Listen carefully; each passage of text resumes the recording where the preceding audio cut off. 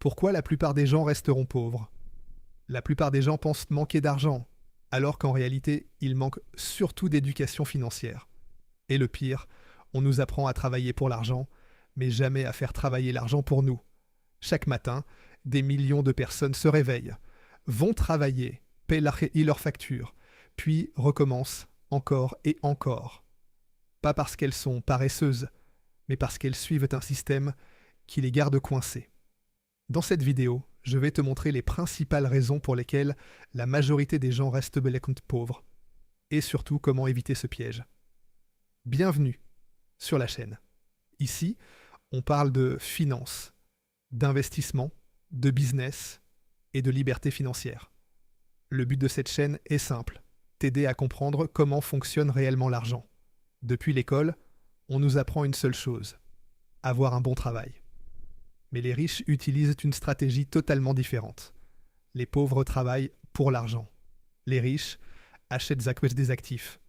Un actif, c'est quelque chose qui te rapporte de l'argent même quand tu dors. Comme des actions, de l'immobilier, un business, du contenu internet ou des investissements. Pendant que la majorité échange son temps contre de l'argent, les riches construisent des systèmes qui génèrent des revenus automatiquement. Et ça change absolument tout. Le deuxième piège, c'est la consommation. La société pousse les gens à paraître riches, pas à devenir riches. Dès qu'ils gagnent plus d'argent, ils augmentent immédiatement leur niveau de vie. Nouvelle voiture, nouveau téléphone, nouveaux vêtements, vacances de luxe. Résultat, ils restent prisonniers du même système. Les riches, eux, utilisent leur argent pour acheter plus d'actifs. Les pauvres achètent des passifs. Et avec le temps, l'écart devient énorme.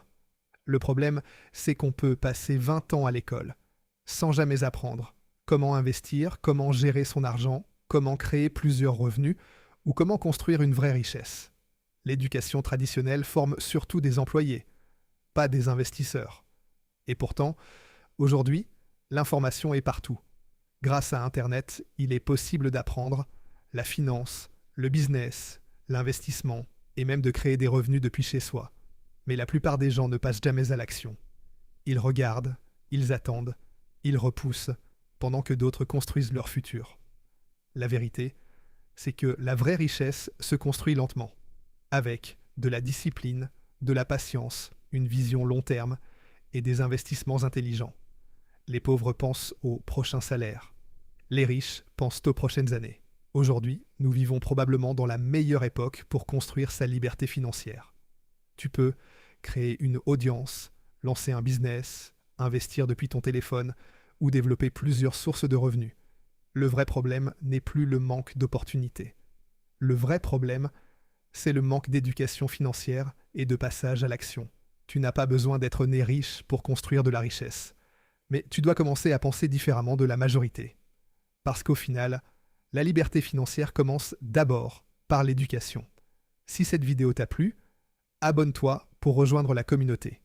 Chaque semaine, on parlera d'investissement, de business, d'argent et d'indépendance financière. Et rappelle-toi, le but n'est pas seulement de gagner de l'argent, mais de construire une vie libre.